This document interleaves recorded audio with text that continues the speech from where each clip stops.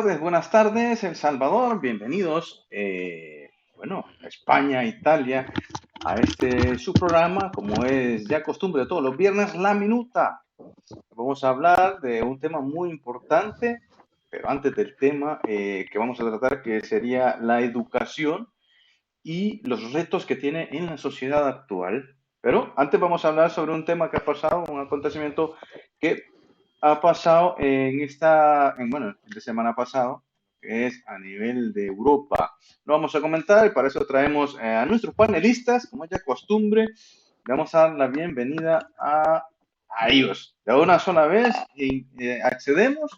Estamos compartiendo ahora con Ramón Zamorano desde España y Daniel Vázquez. Se nos queda de momento, va a acceder posteriormente Claudia Figueroa, así que le damos la bienvenida. Bienvenidos, compañeros, panelistas de tertulia. ¿Cómo estamos?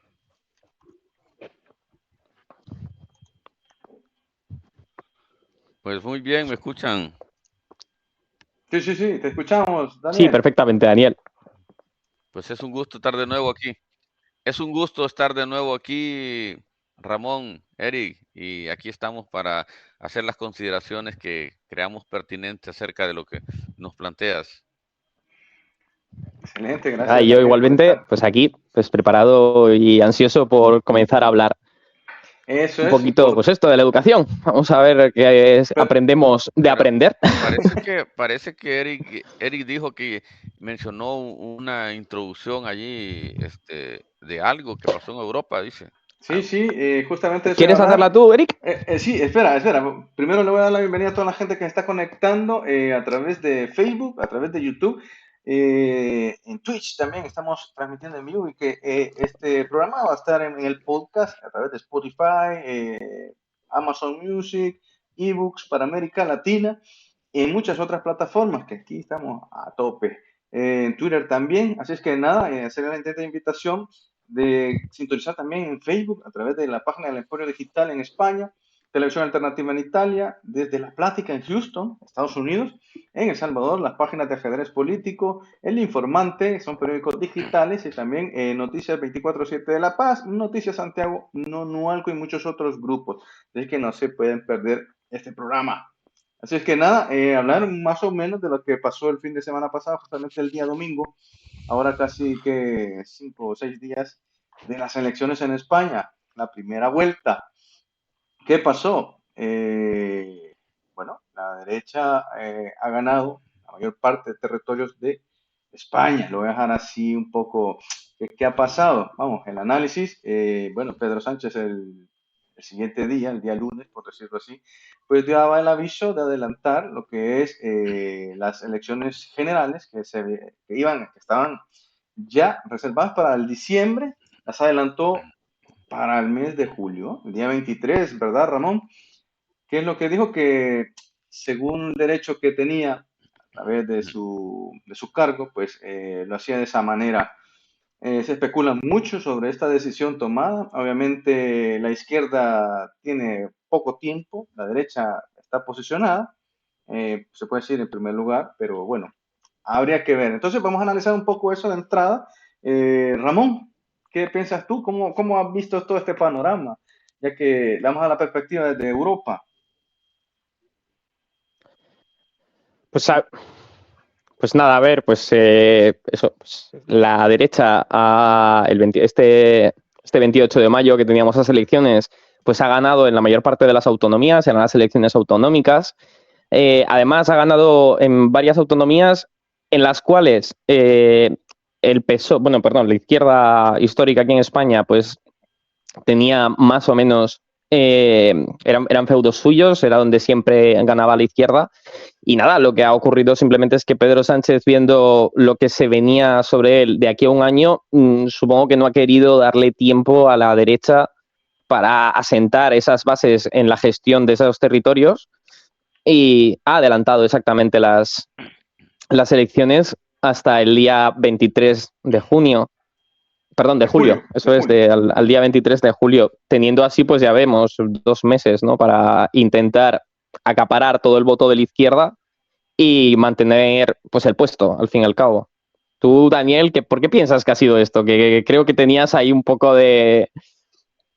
Bueno, yo antes de llegar a esa conclusión quisiera decir así de manera rápida que eh, como estamos en un escenario político, decía Vladimir Lenin que la política, cuando le preguntaban a él que era política, solía responder diciendo de que la política era como andar en precipicio, decía Vladimir Lenin. Pero me gusta más la frase de Jean-Paul Sartre, que no estaba lejano, no estaba en las antípodas tampoco, que cuando le preguntaban a él solía responder diciendo que la política era como andar entre la náusea. Entonces, bueno, dicho esto, teníamos en el domingo pasado en España las elecciones autonómicas y municipales que se desprenden de lo que son las generales, donde se elige a lo que es el presidente. Entonces, ¿qué sucede? De que en las autonómicas, donde se iban a elegir, para que nos entienda la gente, de Iberoamérica o Hispanoamérica, porque la palabra Latinoamérica a mí no me gusta, se iban a elegir el domingo pasado, o se eligieron, mejor dicho, lo que son los presidentes de las diferentes comunidades, sus diputados y también los municipios, sus alcaldes con sus respectivos concejales. De tal modo que eh, a vida de todas las decisiones eh, de los proyectos que había realizado el gobierno como le llamaba Tamame, Frankenstein, ese gobierno Frankenstein, había hecho decisiones que le pasaron factura. Para mí, esa es mi opinión, le pasaron factura porque muchísima gente se quedaba atónita, bueno, ¿y por qué están decidiendo esto? Decisiones como todos sabemos ya que tomó a la reforma del Código Penal, esa ley del sí solo sí, y muchísimas cosas más. Y a esto sumémosle también la ayudita que le pegó Tito Berni, al PSOE. Interesante. y correligionario, ajá, donde tenía sus células allí no espirituales, sino que eran células para divertirse sanamente entre ellos, ¿verdad? Entonces, y, y así un montón de decisiones que tomaron, Aquí, en donde quiero, quiero, que le pasaron factura. Ajá, Daniel, sí, yo quiero dejar en la mesa, no sé, cómo ven ustedes la parte de la izquierda, la participación de Sumar, porque si vemos, lo voy a decir así, un migajero de izquierda, que separados hacían 5% cada partido, que eran 4 aproximadamente. Imagínate tú, ese migajero de izquierda, hubiese sumado un 20% si iban unidos. Iba a claro, dar claro, otra claro, perspectiva a la izquierda. ¿Cómo lo, claro. cómo lo ven ustedes? Claro, yo lo veo así con esto términos de esta intervención de que ellos pretendían, ellos se equivocaron, ellos creyeron de que les iba a resultar y nunca se esperaron de que el PP iba a planchar, y los planchó, pero algo bien curioso, el pueblo le quitó votos a un gobierno socialista de ladrones, porque hay que decir las cosas como son, aunque tengamos nuestra ideología. Yo soy de izquierda, yo soy marxista. Entonces, pero los escándalos de corrupción del PSOE, terminando con Tito Berni, y si no vamos a Andalucía, ha sido una comunidad de ladrones. Entonces, ¿qué sucede?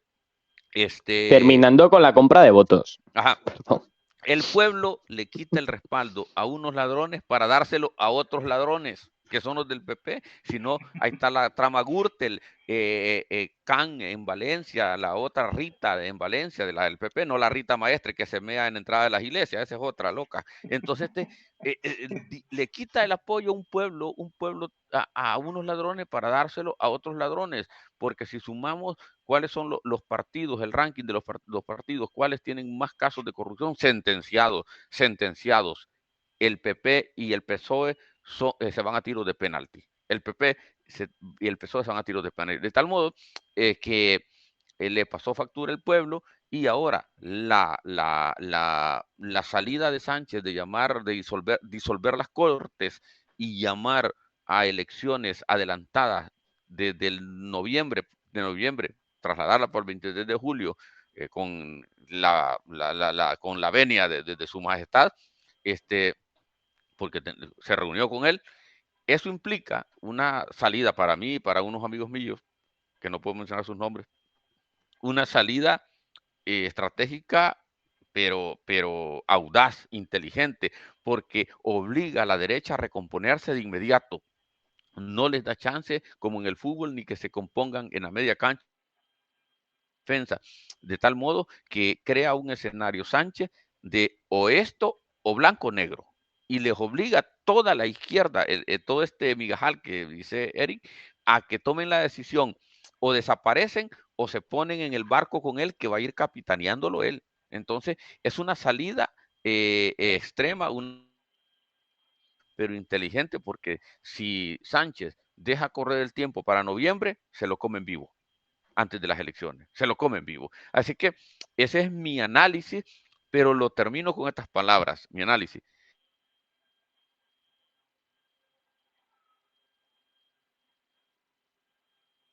¿Ya está?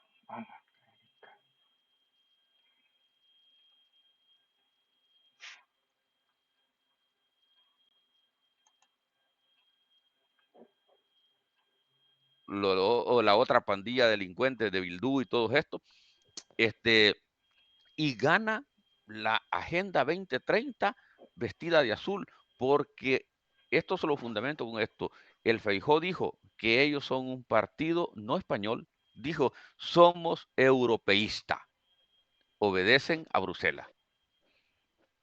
Pero aquí también la realidad es que, o sea, que sí, que cada partido tiene un enfoque ético distinto, ¿vale? Podemos tiene un enfoque ético, Vox tiene otro enfoque ético, ¿vale? Bueno, Pero en realidad,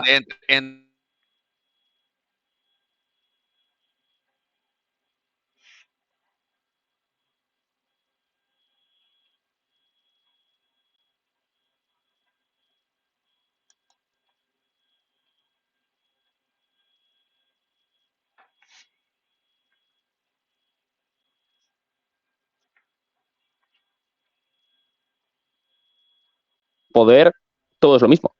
Entonces, es un estado de partido. claro, entonces, Es ¿qué un más estado de da? partido, como decía Antonio Trevijano. Vete a Vox, Sí. te va a proponer una modificación quizás un poquitito más liberal del mismo sistema, pero lo mismo, vete al PSOE o a Podemos, realmente lo que es estructura económica, es lo mismo, todo es lo mismo, que sí, que con un poquitito más de intervención o no, pero es la misma socialdemocracia, entonces tampoco hay un cambio de sistema, todo es lo mismo, lo único que varía es en...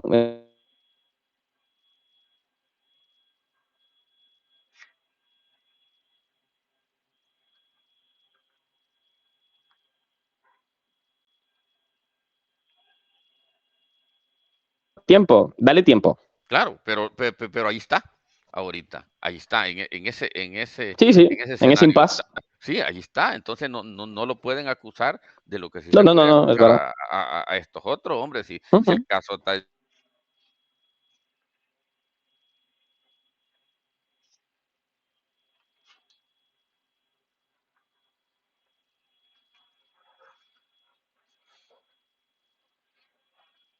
Comprando votos. sí, entonces, como dice Isabel Díaz Ayuso, Eh, eh, podemos, en podemos, Melilla no podemos, era PSOE, pero dice perdón. Isabel Díaz Ayuso, y tiene razón, en zona burlesca, Podemos nació en Venezuela, que no lo sepa, pero murió en Galapagar, dice. Claro, en Galapagar porque es donde se fueron a comprar una mansión con Uh-huh. 2 cojones y como de 3 millones de euros o 4 millones de euros. Entonces, después de vivir en Valleca, líderes de Podemos, después de andar en la calle, después de ser él un simple profesor en la Complutense que entró enchufado, y la otra que nunca ha ganado nada, ni nunca ha escrito ni un artículo, ni terminó la ESO quizás, vienen a vivir en Galapagar, en una zona exclusiva de una casa de 3 millones de euros mínimo. Entonces, ¿cómo le explicas esto a la gente? La gente viene, te da el voto y te pega. Porque decía Julio Anguita, que yo lo respetaba mucho, lo admiro mucho y que ya Dios en gloria lo tengan, que él era ateo, ¿va? Decía Julio Anguita que el político debe de vivir como vive la demás gente. Así.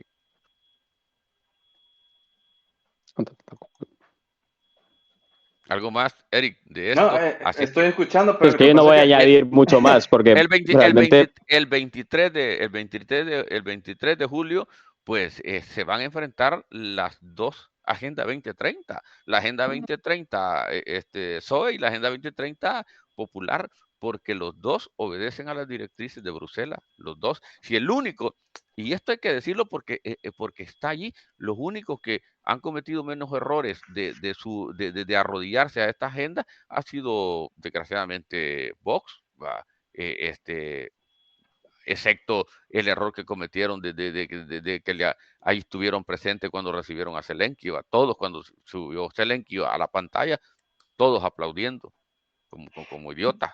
Entonces, todos, absolutamente todos. a ver, pero Entonces, en el análisis que hablabas tú, y me voy a referir al caso que hablabas de esto, de los líderes de Podemos. Entonces, hay que entender, Daniel, porque aquí te voy a criticar esa postura, porque, o sea, yo también tengo un punto. de que seas bueno, yo no hablo de clase, para mí no existe la clase media, ¿vale? El que viene de ser pobre y que puedas optar a tener una casa más o menos buena, de 1 millón, 2 millones, 3 millones, qué sé yo, o sea, eso se ve mal desde la misma izquierda, pero no se ve mal de que un rico que tiene ya acá, no tiene una casa de 3 millones, tiene 2, 3, 4 casas, 5 millones y más. Eso sí se ve bien, o sea, quiero entender, Daniel, de que entonces no tenemos un pensamiento puro de izquierda, es decir, o sea, el desarrollo de una persona no implica, obviamente, en su ideología, o sea, como económicamente, o sea, tú, yo, tú, le, yo tú no le vería como, problema. como persona de izquierda que eres, por ejemplo. O sea que tú no puedes utilizar un iPhone, tú no puedes utilizar unas zapatillas Nike, tú no puedes utilizar, porque viene del mismo capitalismo. No quiero entenderlo así. No me refería a eso, me refería a la parte ética, de que yo no le veo ningún problema que alguien que sea de los cuadros de un partido de izquierda tenga una casa de $500,000. Es normal en Estados Unidos que alguien la tenga, pero y en los países nuestros, Europa, que viva, digamos, en un piso de 300 metros cuadrados en Madrid, en el barrio Salamanca.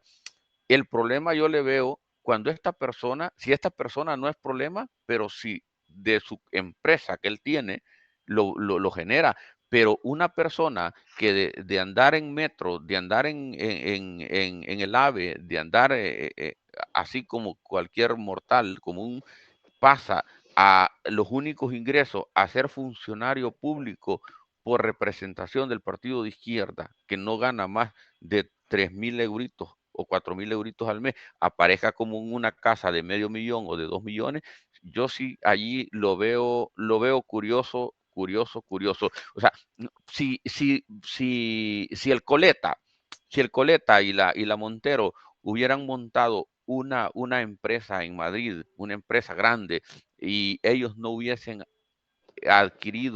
aceptado ningún cargo de funcionario público donde devengaran dinero y todo ese dinero de la mansión lo hubieran obtenido eh, en sus empresas, entonces no hay problema, pero es que son funcionarios,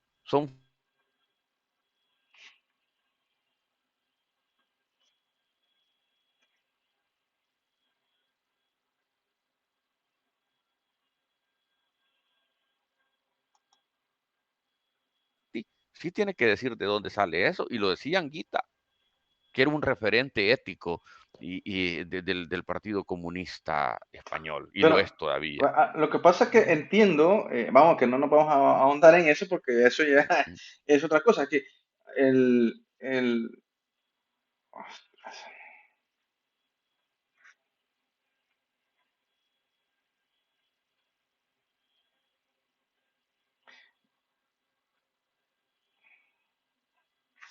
Con la Agenda 2030, mira, Vox puede decir lo que le dé la gana. Claro. Pablo Iglesias, con Podemos, al principio también rompía con todo el sistema y vamos a quemar el mundo. ¿Qué pasa? Que cuando tú llegas al poder, utilizando los medios del poder, tú te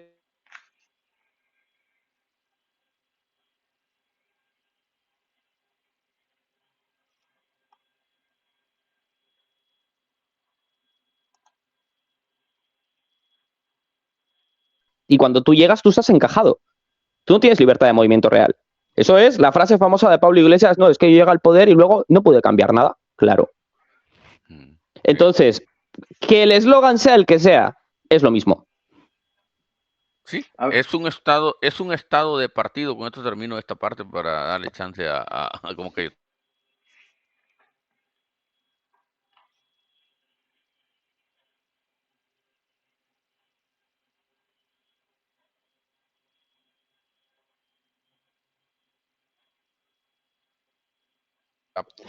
Yo creo que a Eric se le está yendo. Ahora te pillamos, Eric. Ahora sí te vemos. Sí, estoy teniendo problemas de conexión.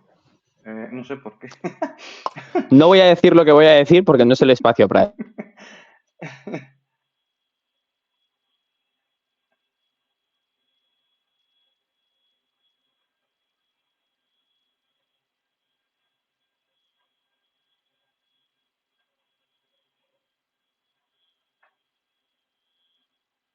el enfrentamiento entre la Agenda 2030 más la Agenda 2030.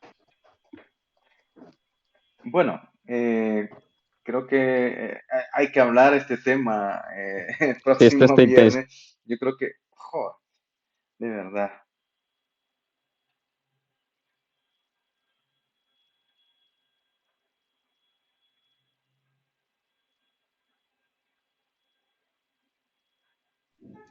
Sí, se le está yendo. Sí, ¿No puede salir y entrar? no. Vale. Vamos a esperar que no tenga mayor problema de nuevo. Espero que no. Pero igual el programa continúa y nada, comentarles, estamos transmitiendo completamente en vivo para todo el mundo. Nos van a escuchar en Estados Unidos, en Italia, en España, en El Salvador, en América Latina, en Australia, en Cuba, en muchos países.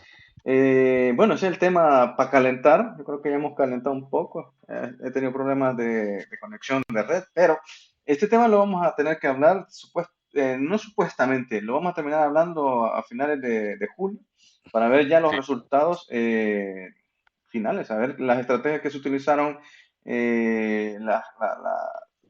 todas las fracciones, de izquierda y la derecha. Lo que comentaba Daniel, yo creo que tiene mucho sobre la estrategia que va dando las pistas Pedro Sánchez.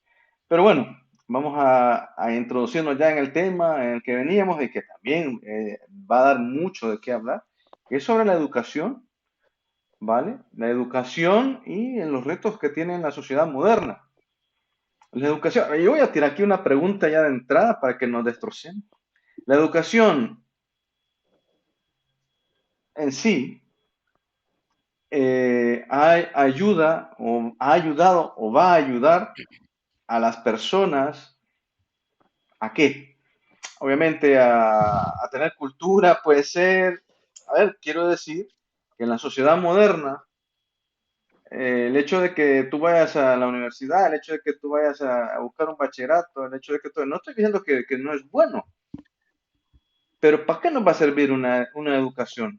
A partir de esta sociedad moderna donde tenemos todo a la mano, donde tenemos todo en el teléfono, obviamente en la mano, toda la información que busques la encuentras.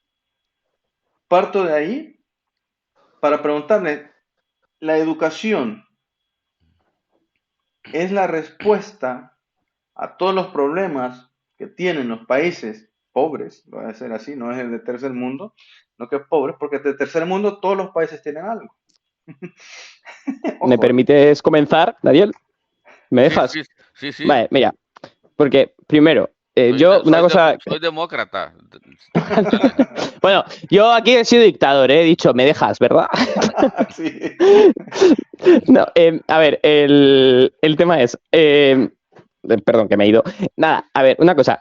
Primero, no plantearía, yo creo que podríamos también plantear como que la educación no es un problema moderno, es un problema siempre. En el sentido de que yo creo que toda la historia, esa cuestión, por ejemplo, que tú estás planteando no es de ahora. Realmente es cualquier sociedad con mayor o menor conocimiento es más próspera.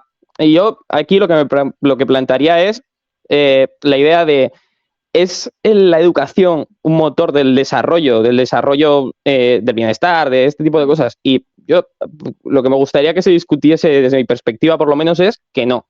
Es decir, yo considero que las condiciones materiales son aquellas que permiten la educación. Un niño mal alimentado no aprende igual que un niño que se alimenta bien. Por tanto, la idea de que el desarrollo o de que aumentar simplemente, invertir en educación o cosas de estas simplemente nos va a permitir avanzar como sociedad directamente, yo eso lo pondría en cuestión, más que nada porque yo no me planteo que el conocimiento en sí sea una expresión más que del pensamiento, pero para llevar a cabo esa expresión, tú puedes tener una gran idea, que da igual lo buena que sea, vas a tener que moverte con tus piernas y buscar a alguien que tenga la capacidad de llevar a cabo esa idea. Entonces, el conocimiento por el conocimiento, yo no lo pondría como algo que está como por encima, ¿no? de las causas materiales. Y voy a agregar algo, perdona que te interrumpa, voy a agregar algo porque No. Está bien, ¿no? De que alguien se pueda esforzar y que tenga incluso las capacidades materiales mínimas o básicas, digámoslo así. Pero, ¿qué pasa cuando ya te enfrentas a esa realidad nueva, cuando tú sales de estudiar, cuando tú te gradúas, tú eres profesional y tienes una competencia no de cientos, de miles de personas o de miles de estudiantes nuevos, podemos decir cada año, de lo mismo tuyo o parecido? ¿Quién tiene más oportunidades? A ver, vamos a partir de Sé por dónde vas.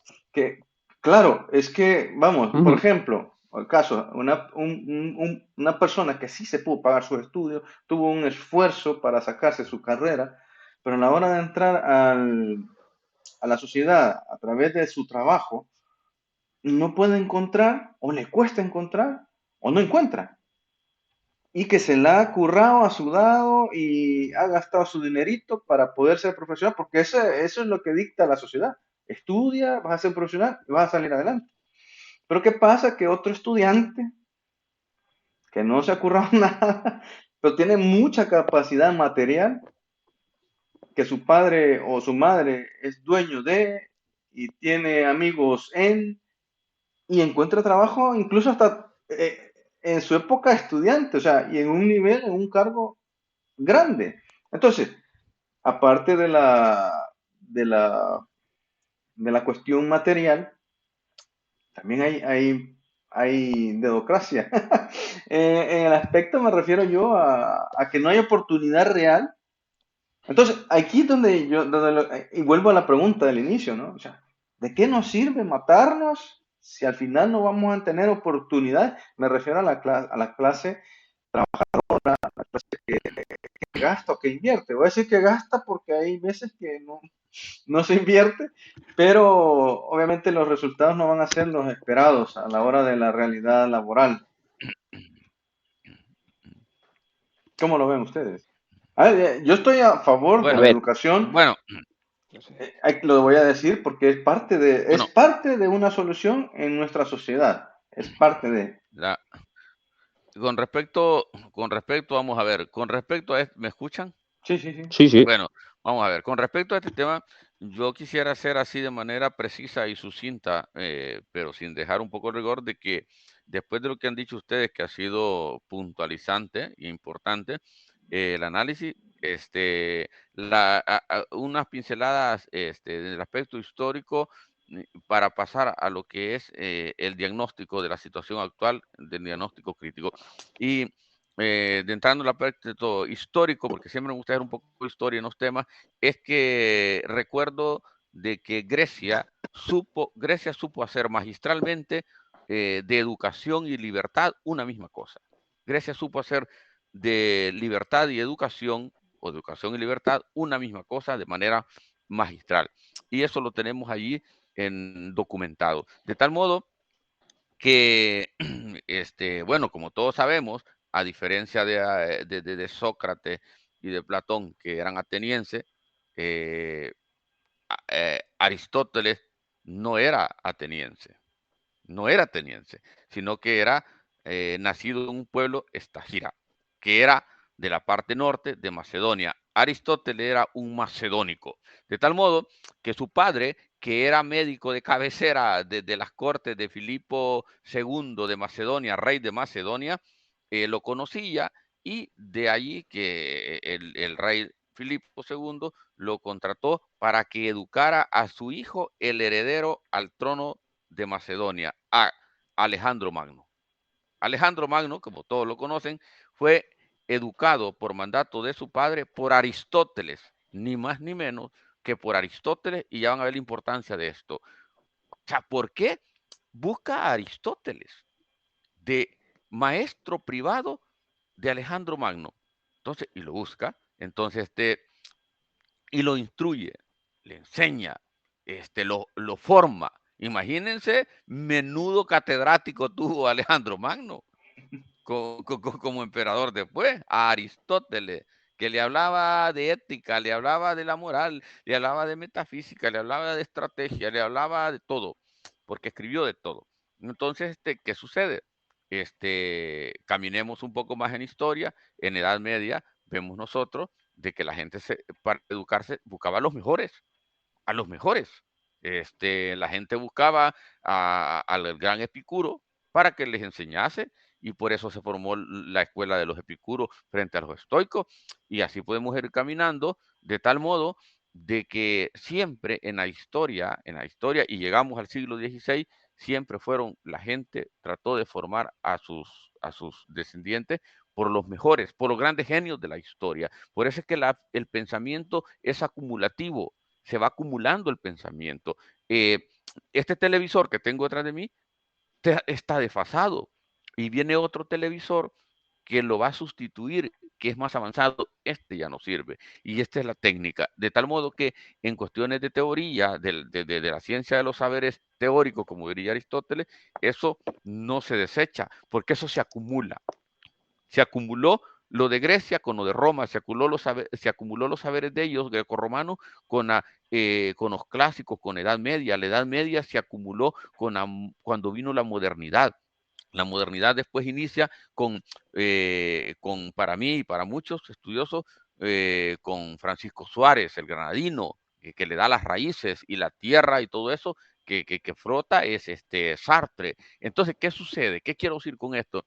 Que la educación ha sido importante de los siglos por los siglos, de seculum seclorum, ha sido importantísima en la educación que sea a cargo de los mejores, de los grandes genios de la historia, de tal modo de que llegamos a la edad moderna, y tenemos ya allí en Francia a Jean Piaget. ¿Qué dice Jean Piaget? Cuando él era el encargado del ministerio de algo así como de educación, pero le llamaban de otra manera, en Francia, en el año 1800 y algo, que decía que la educación corresponde a la familia, que la enseñanza corresponde a la escuela y la instrucción al Estado. Allí se para. Mire qué separación hace. Pero ¿qué sucede? Las directrices de ahora, de las escuelas nuestras, las hace un grupo de sinvergüenzas y vagos que andan allí por la UNESCO, que los mandan las Naciones Unidas a andar paseando por todos lados, y ellos llevan las directrices educativas para todo el mundo, y empiezan allí con contenidos que no sirven ni para andar por casa, de tal modo que la educación de ahora se ha vaciado de contenido. Ya los pedagogos, esos pedagogos que son capacitados en diferentes países por la UNESCO, no saben quién es Jules Ferry, no saben quién es Henri Fabre, quién es Jean Petit, Jean Piaget, Pestalozzi, todo lo que es el humanismo y el naturalismo pedagógico, o el Emilio de Rousseau. Todo eso que acabo de mencionar no lo conocen porque nunca se han preocupado, ni los demás. Perdona que te interrumpa, Daniel, pero le vamos a dar la bienvenida a Claudia. Claudia está ya con nosotros. Vamos a acceder ahora mismo a nuestra pantalla. Claudia, ¿qué tal? Perdona, Daniel. Bueno. Déjalo así, como estaba, para que tengas ahí. Bien. Gracias. Buenas. ¿Cómo están? Muy bien, gracias. Aquí, bueno, ya entrando tarde, pero Ustedes saben que me toca trabajar y Sí. si no Luego los trabajo, hace no como. esperar.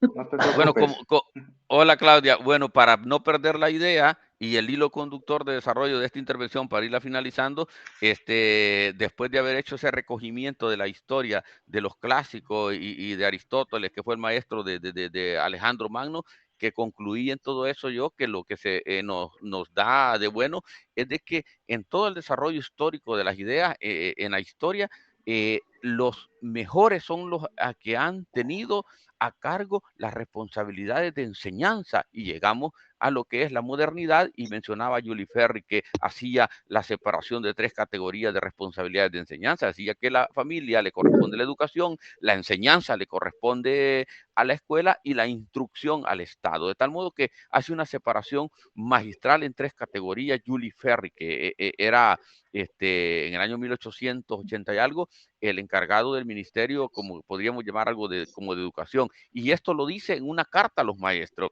de tal modo que llegamos a la época actual, que el germen del problema de la educación ahora nace con los escritores filósofos de lo que es la posmodernidad y algunos poetas como se me olvidó escape este nombre, pero allí tenemos a todo lo que a Michel Foucault, a Derrida, a Milan Kundera y a todo este montón de relativistas y tratan de vaciar de contenido a toda la historia del pensamiento que es lo que enseña y forma al ciudadano. Y pongo como ejemplo paradigmático, valga la redundancia, es la formación, el proceso de formación que Felipo II de Macedonia encarga a Aristóteles para que le forme a su hijo Alejandro Magno. Ni más ni menos que Alejandro Magno se lo dedica al maestro Aristóteles. ¿Y quién puede discutir la categoría, la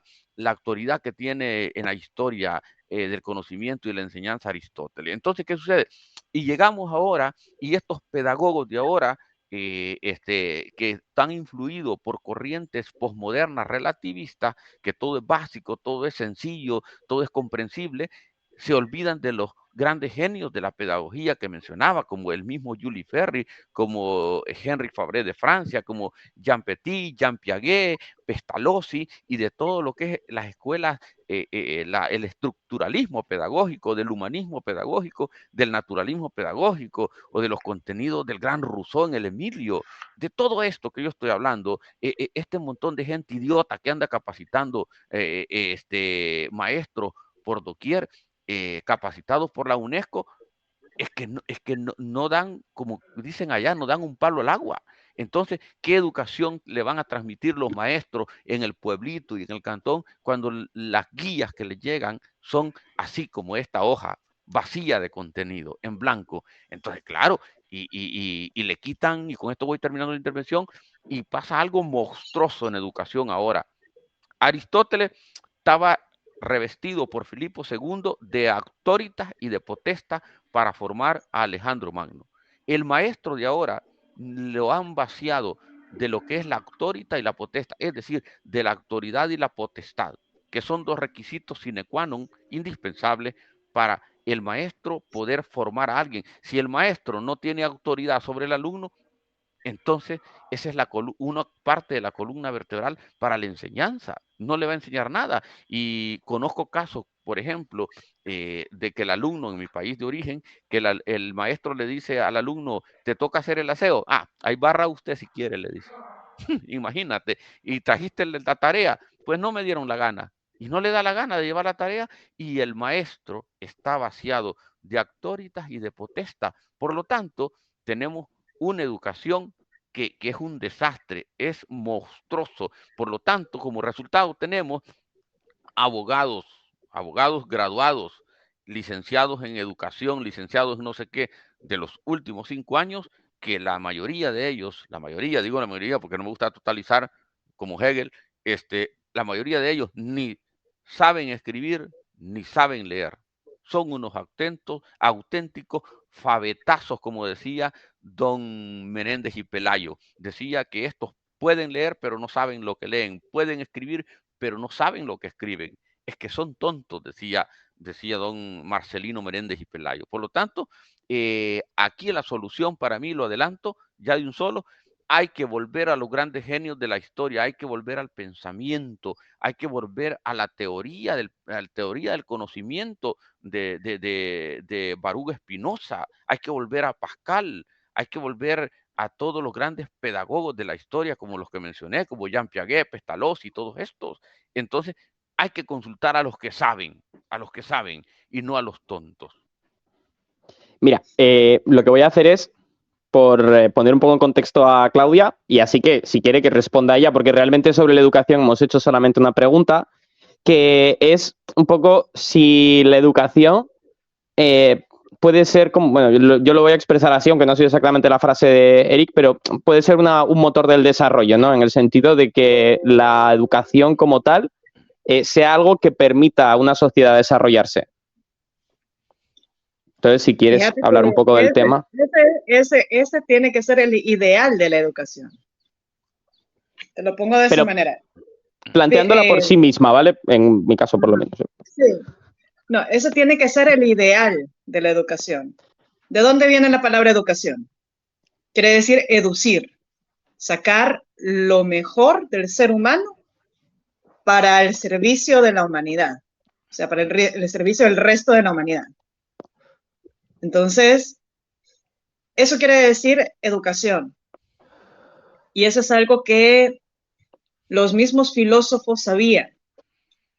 Platón, Aristóteles, Sócrates, incluso los presocráticos, Parménides, Demócrito, Anaximandro, Anaximenes, Tales de Mileto y todo el etcétera que hay, porque no voy a mencionarlos a todos.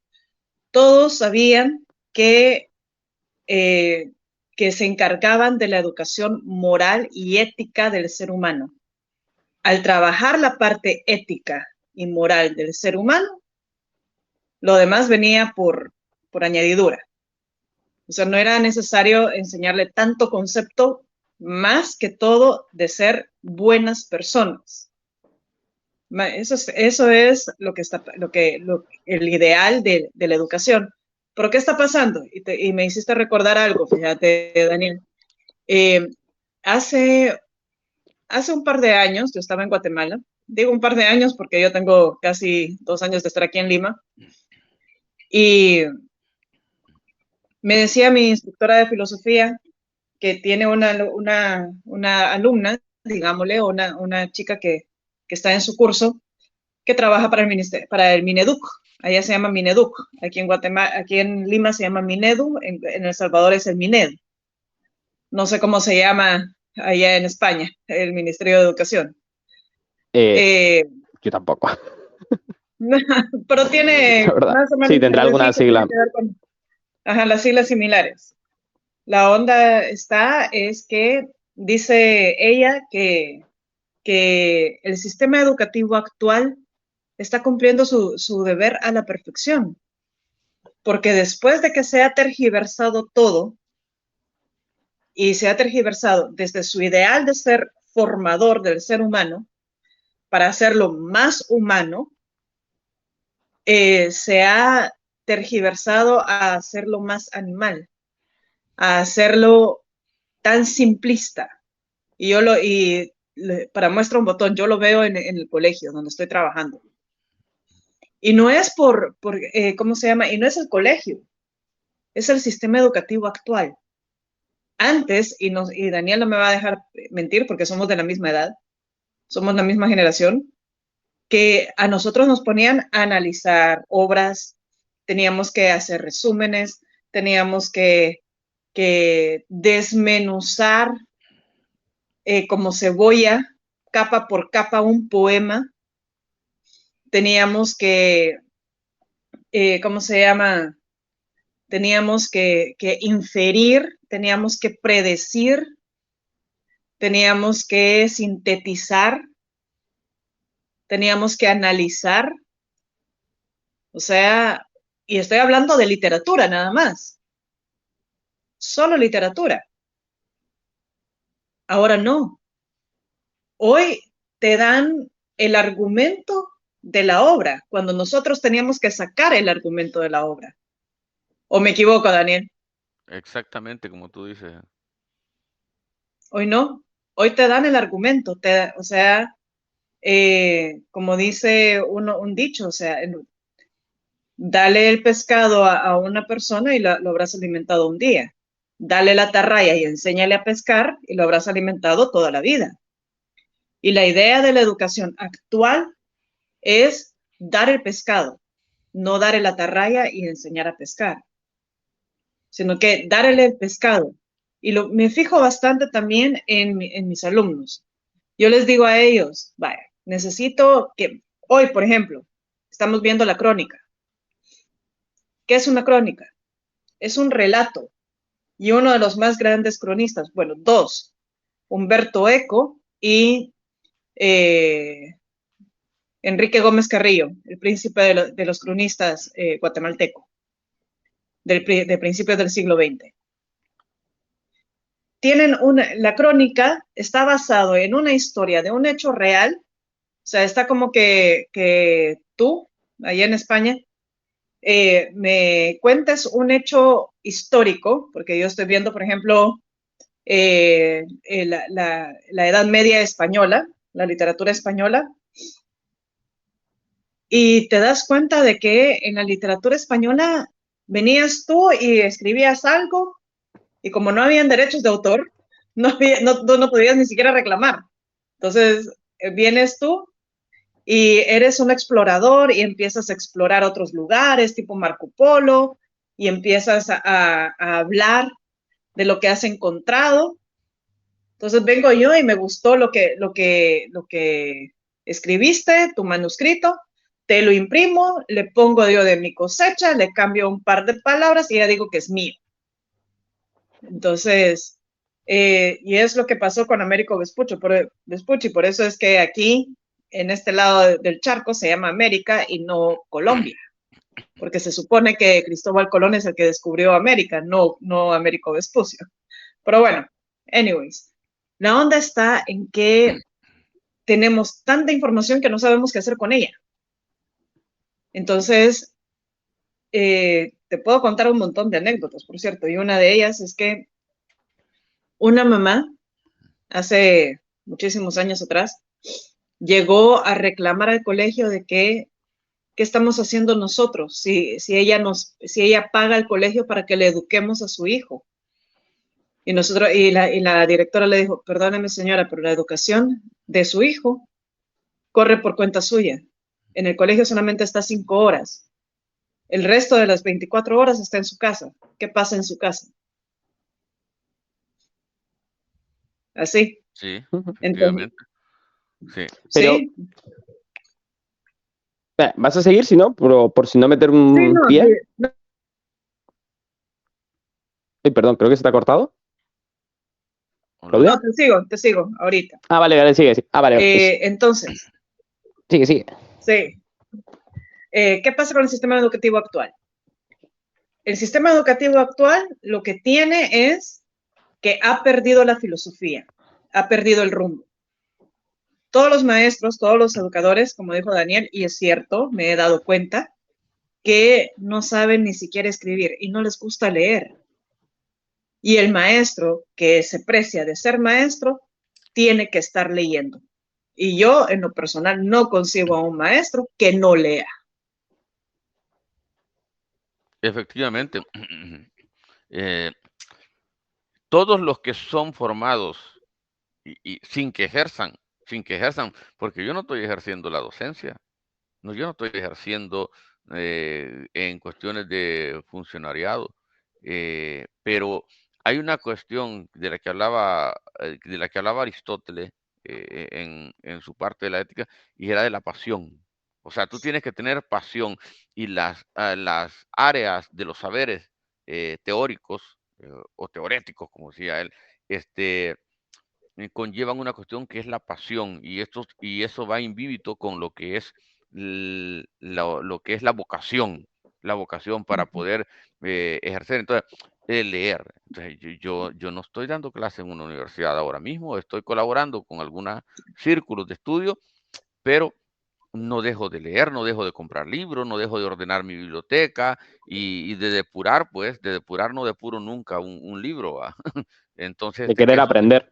¿qué sucede? La mayoría de ahora van a la universidad y hay un problema, creen de que van a la universidad para tener una mejor vida, para vivir mejor. Yo les digo, mire, el que va a estudiar una licenciatura en filosofía, sepa lo que si cree que es para vivir mejor, está equivocado. Se ha equivocado Exacto. porque la mayoría que han estudiado filosofía, pues no pasan de andar en el metro, entonces nunca van a andar un Maserati. Entonces vaya, ponga una compañía, una empresa, qué sé yo, dedíquese a vender Bitcoin y todo eso y tendrá dinero o a cantar corrido de eso, todo ese, así como Reggaetón, ajá, reggaetón y todo reggaetón. eso. Y usted va a tener dinero, pero si usted estudia filosofía, sepa lo que económicamente la va a pasar muy mal porque vivimos en una sociedad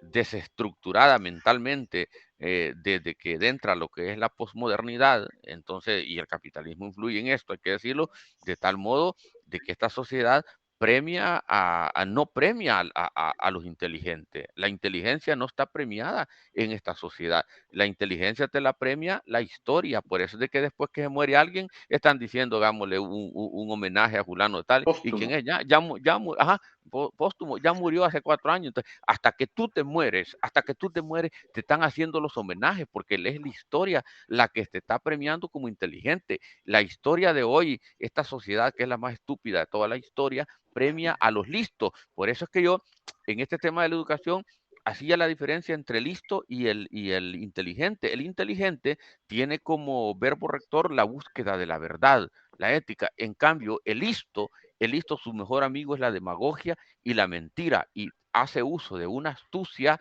directa e inmanente, inmanente la astucia que él tiene. En cambio, el inteligente hace lo suyo la búsqueda de la verdad, lo cierto, lo verídico, y es una persona íntegra. Entonces, de tal modo que el inteligente es astuto, sí, pero es lo que Hegel llama en sus escritos filosóficos y educativos, si lo queremos llamar, Hegel llama la astucia de la razón. Por eso que yo hago hincapié a la razón. En cambio, el listo, su astucia es directa. El listo, la astucia directa es como lo que en El Salvador le llaman el vivián. Este cipote es vivo, dicen. Así dicen Daniel, los viejitos. bu- Entonces, ¿qué sucede? Con esto termino.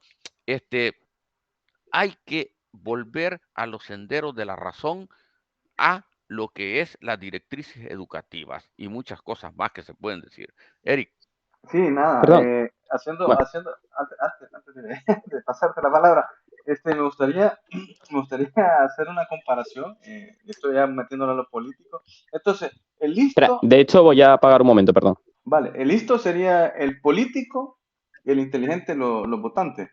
Bueno, lo voy a dejar ahí para no meterme en más, pero bueno, en política se ve, porque si tú pones 2 candidatos, uno que sea listo y uno que sea inteligente, la gente va a votar por el listo y la gente se equivoca, no sabe diferenciar entre la inteligencia y la sabiduría y lo que es el listo, la listeza. Entonces, tenemos que la gente busca el La listo, al astucia. vivián, al al vivir. astuto, astuto Sí. directo, pero Pero, al inteligente, cuyos elementos primordiales de su actuación es la búsqueda de la verdad, es un hombre probo la probidad y habla con la verdad, a ese la gente no lo quiere, porque la gente, la sociedad de ahora premia al listo, al vivián, a ese premia.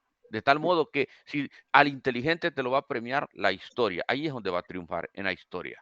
Exacto, ahora bien, es y creo cierto. que han hecho un resumen sobre qué es la educación o cómo tendría que ser la educación. Ahora bien, le vamos a agregar el impacto moderno, que son estas cuestiones de la tecnología, de la inteligencia artificial, de cómo va a cambiar, cómo va a ir dando ese nuevo impacto. Ah, Ramón, sí, no se te escucha. Deja de Ahora, meter un pie pequeño. Es vale, lo vale. siguiente. A ver, porque No sí, lo escucho. que...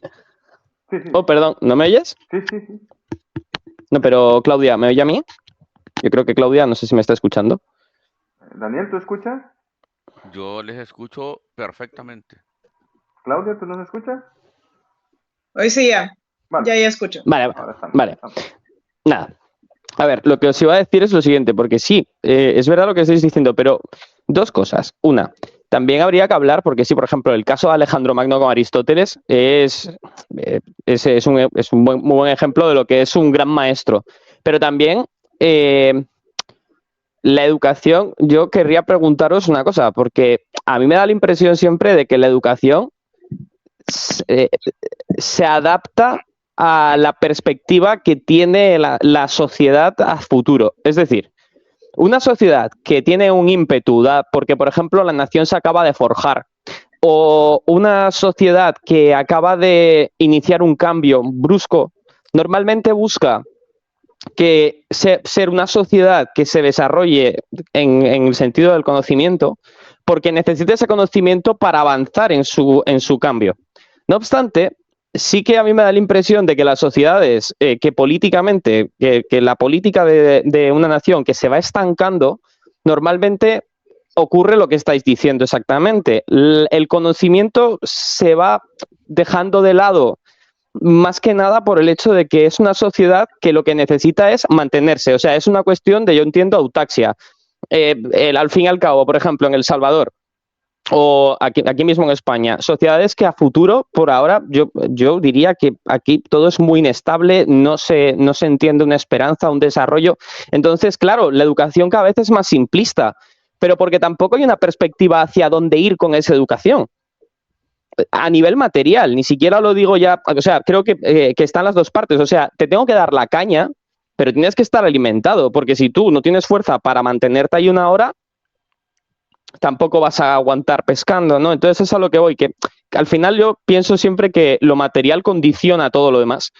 Entonces, dime, no sé si me he explicado bien. Sí, yo te capto la idea, a dónde vamos, pero para saber a dónde vamos hay que saber de dónde partimos. Entonces, de tal modo que yo te podría, según te he entendido, decir lo siguiente, y es que yo decía hace un rato de que los griegos, los atenienses, supieron magistralmente hacer tanto de educación y libertad una sola cosa.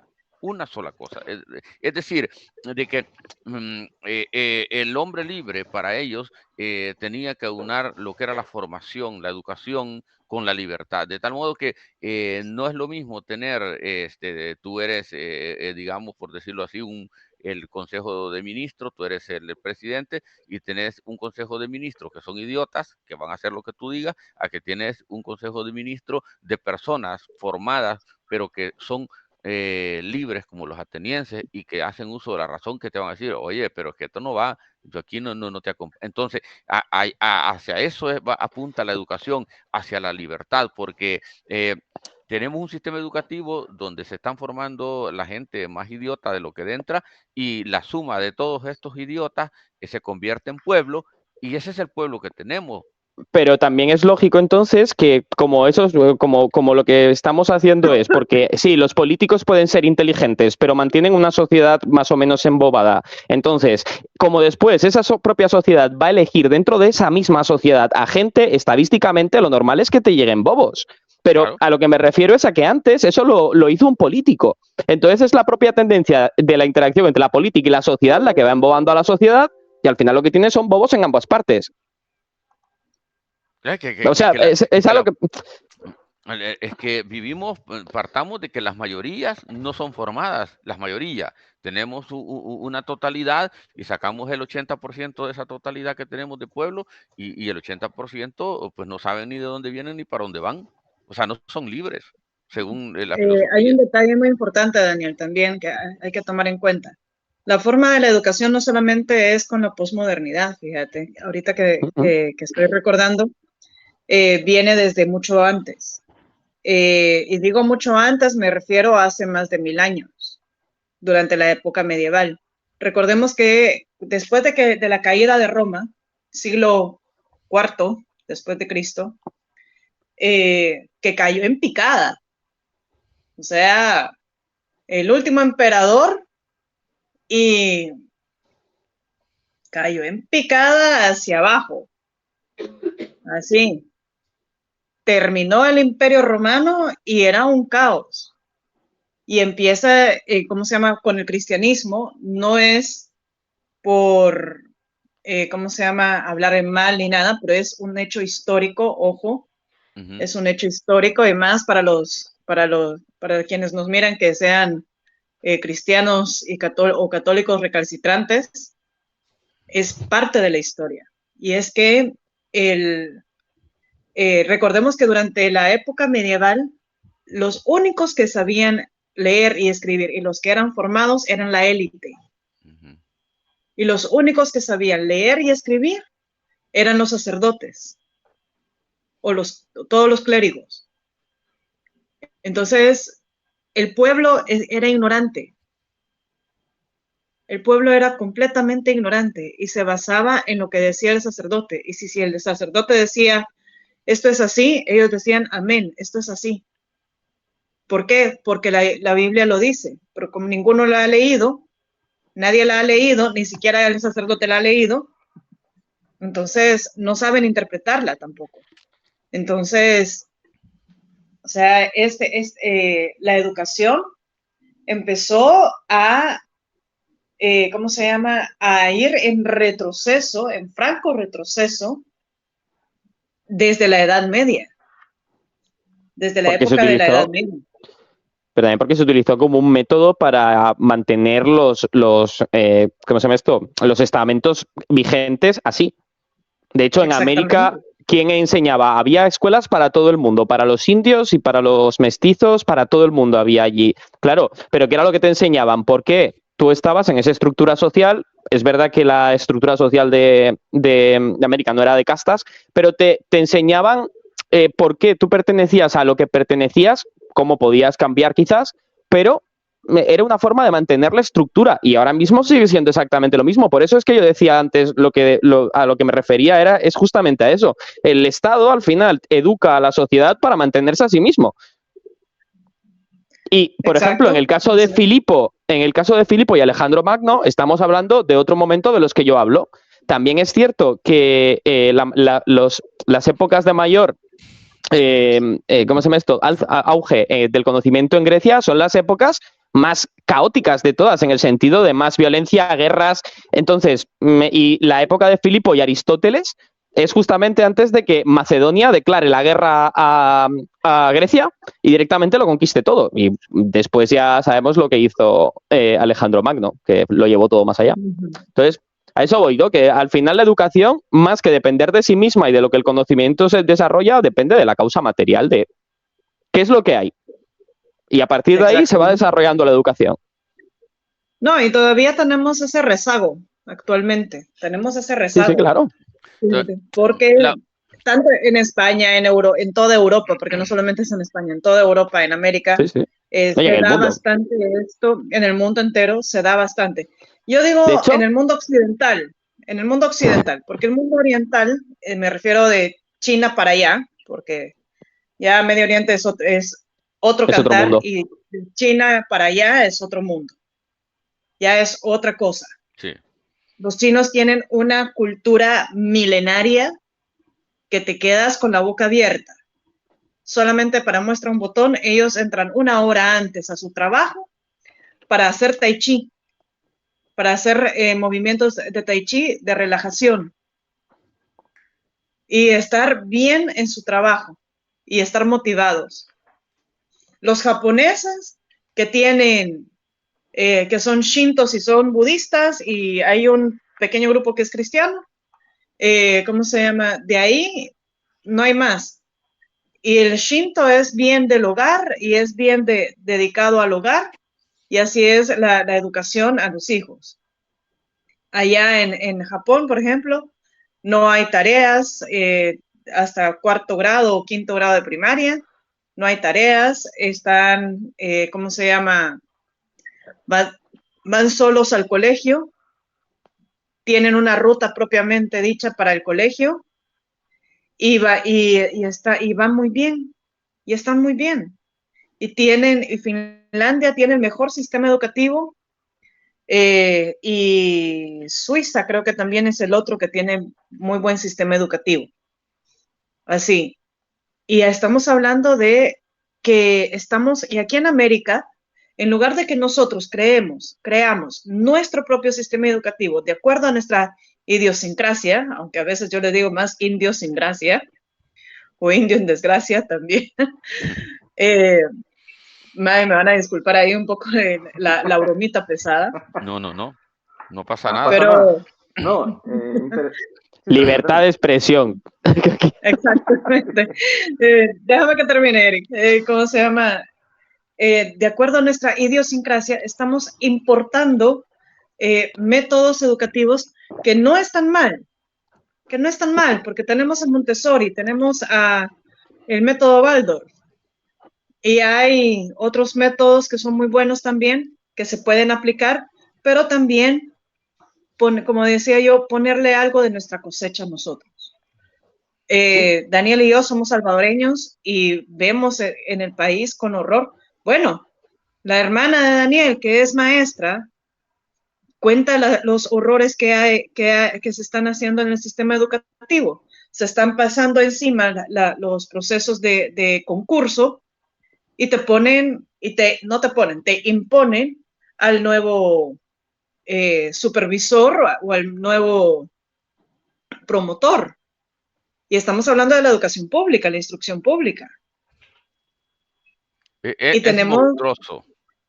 Ajá. A ver, me gustaría aprovechar que estamos hablando sobre la cultura, porque también tiene que ver mucho, por ejemplo, hablaba sobre la cultura china, que era con respeto a las personas mayores. Incluso, si has hablado con algún chino, por ejemplo, hay chinos que en la misma calle pueden tener otro chino haciéndoles la competencia, ¿sabes? O sea, me voy a referir más a la cultura china.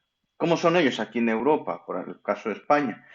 El chino le va a ayudar al otro chino, ¿sabes? En caso de que le pida ayuda o algún consejo, y le ayuda tranquilamente. O sea, no existe envidia con tu, puede ser oponente, competencia.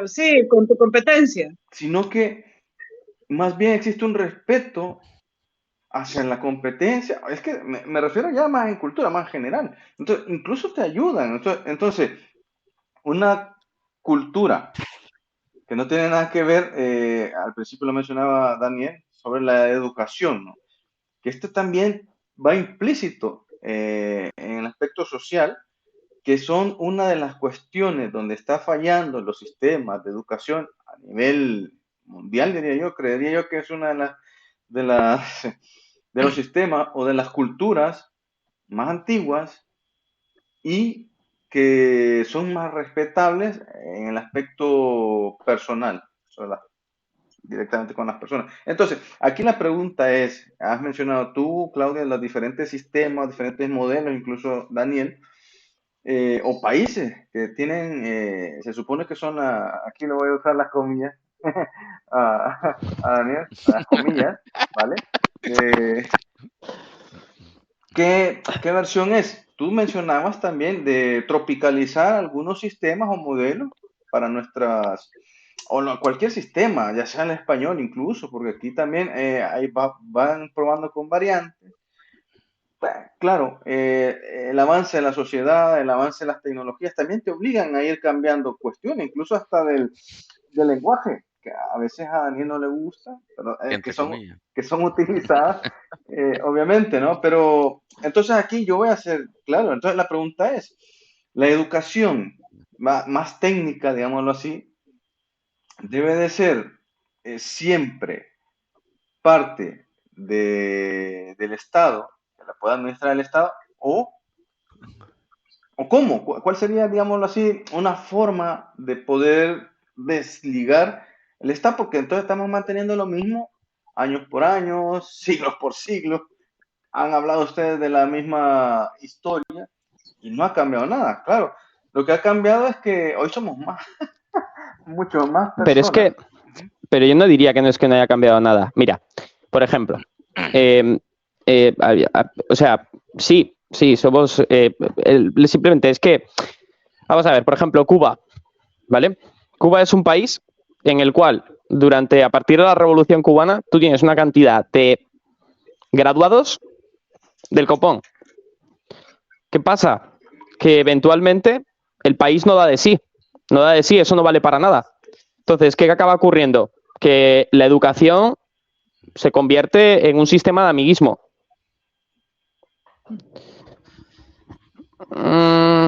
Entonces,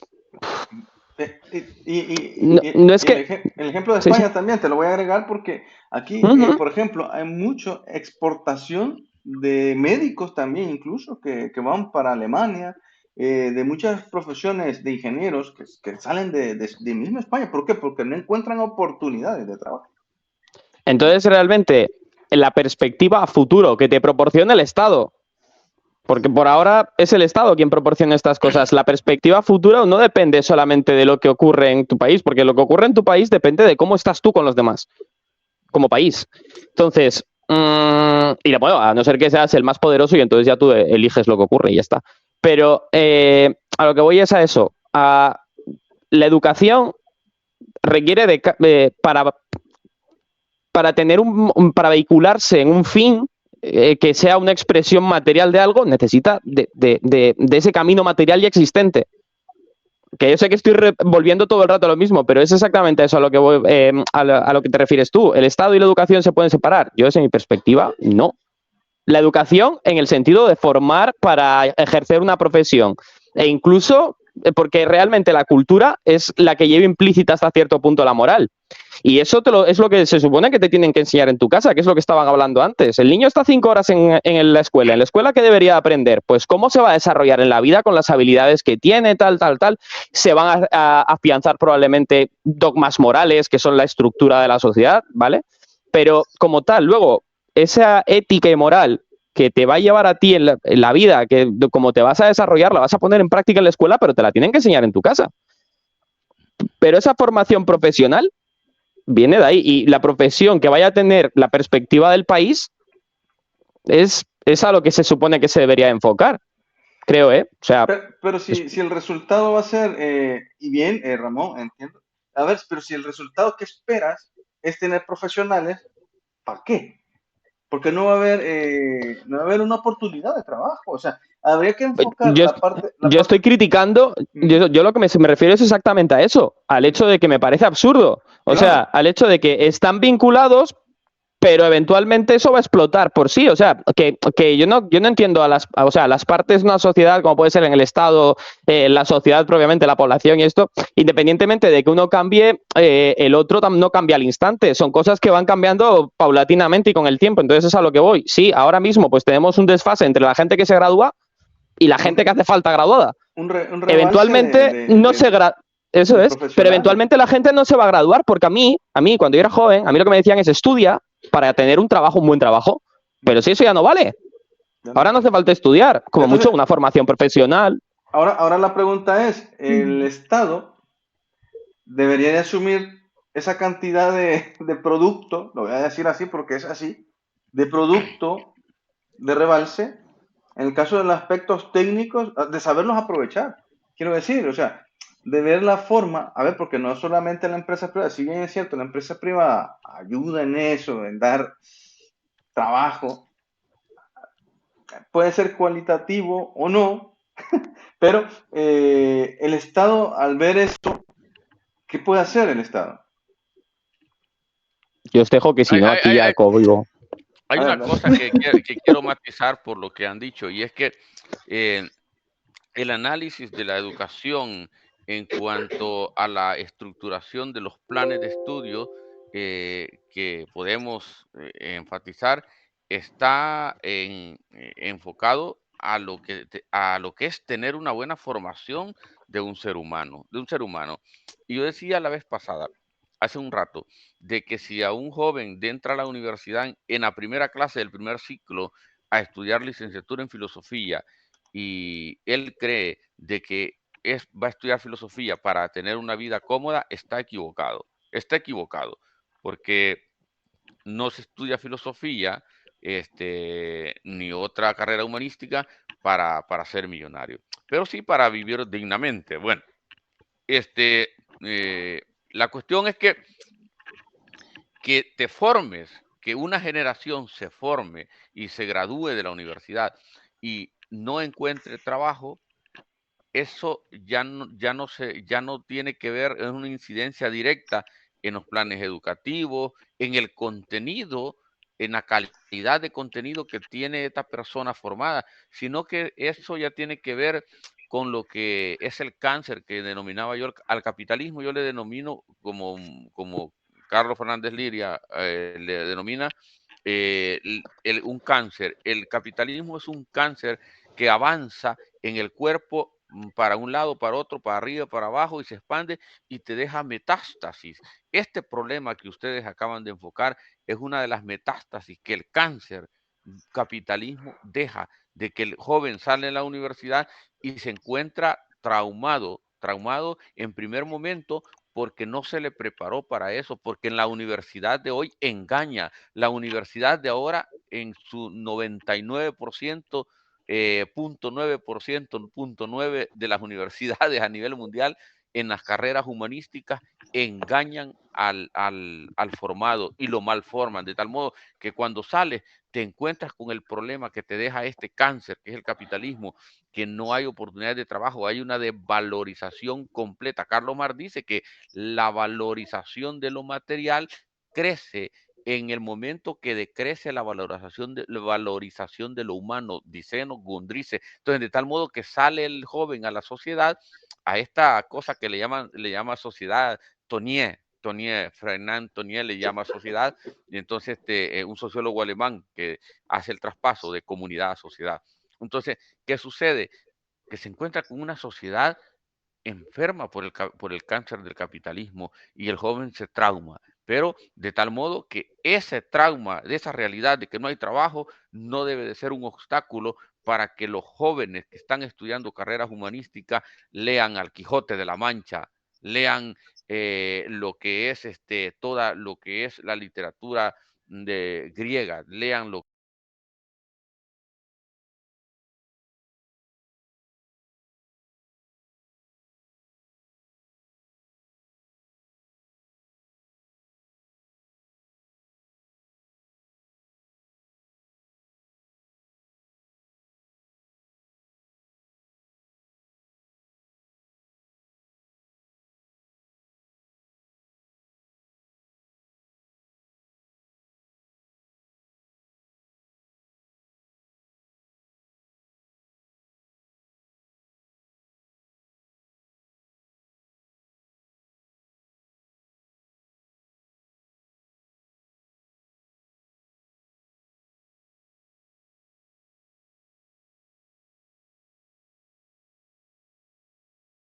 activista y frente a, es a lo que nos enfrentamos y capitalista en tanto que sociedad. Entonces no es fácil arreglar esto de la educación, no es fácil porque hay que volver a todos los grandes genios de la historia del pensamiento, de la filosofía, de la historia y de la pedagogía, como los que mencioné, como Julie Ferry, como Jean Piaget, Pestalozzi, los que mencionaba también mi amiga Claudia, y esos grandes temas como el humanismo y el naturalismo pedagógico, como el estructuralismo, y ir a Quintiliano, a Cicerón, a Aristóteles, a la Eneida, a Homero, a todo esto. Entonces, hay que volver a llenar de todo esto que he mencionado a los contenidos educativos de bachillerato. Hay que volver la filosofía al bachillerato, la historia al bachillerato.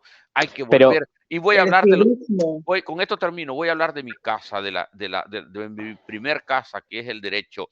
A los estudiantes de derecho le estaba diciendo a un decano de una facultad de El Salvador, hay que volver al pensum de la carrera de derecho, hay que volver Romano 2 y Romano 3, por lo menos 3 materias de romano, derecho romano, y hay que volver a estudiar latín. Pero ¿qué sucede?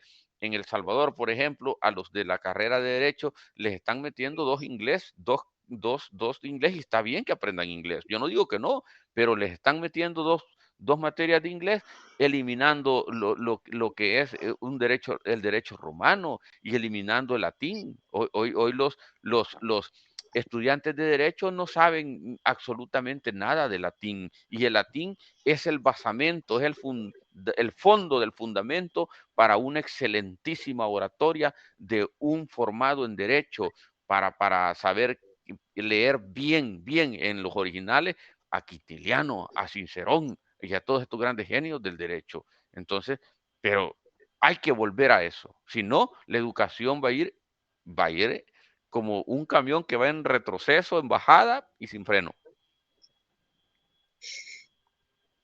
Sí, me imagino que así es la cosa, fíjate.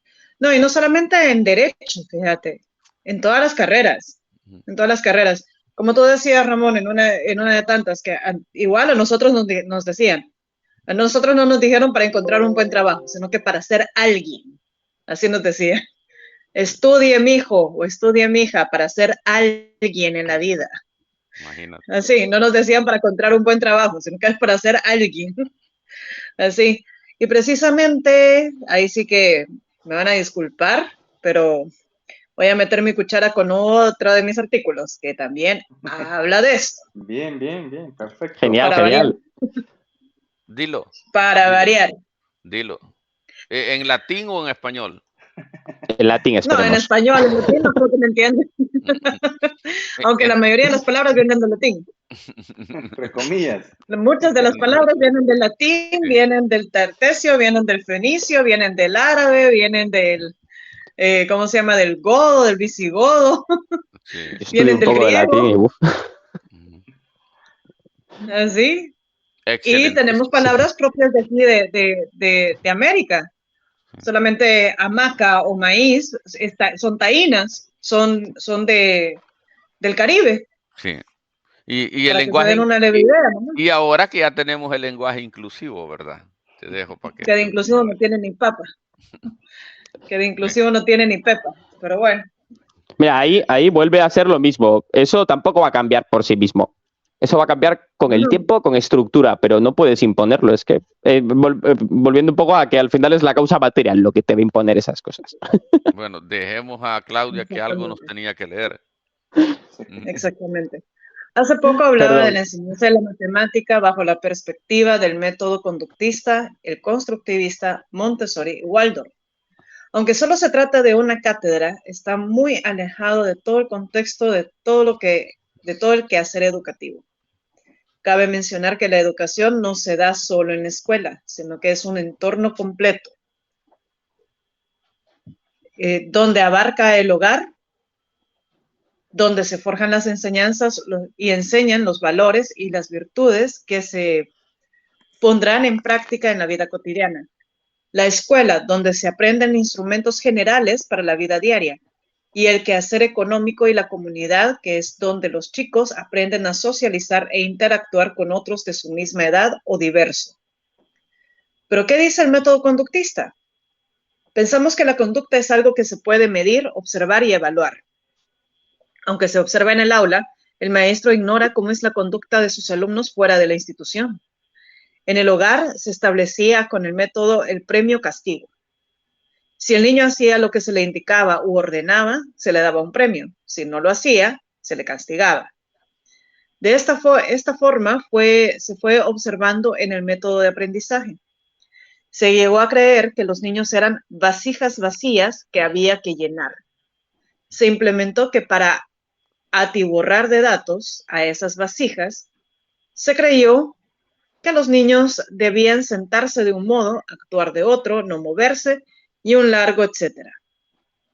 Se estableció una calificación a la conducta. El niño podía obtener una A+ en matemática o en cualquier asignatura, tomando en cuenta que el sistema de calificación varía por país, y obtener una F- en conducta, o traducida a una calificación positiva en las diferentes asignaturas y una negativa en la conducta.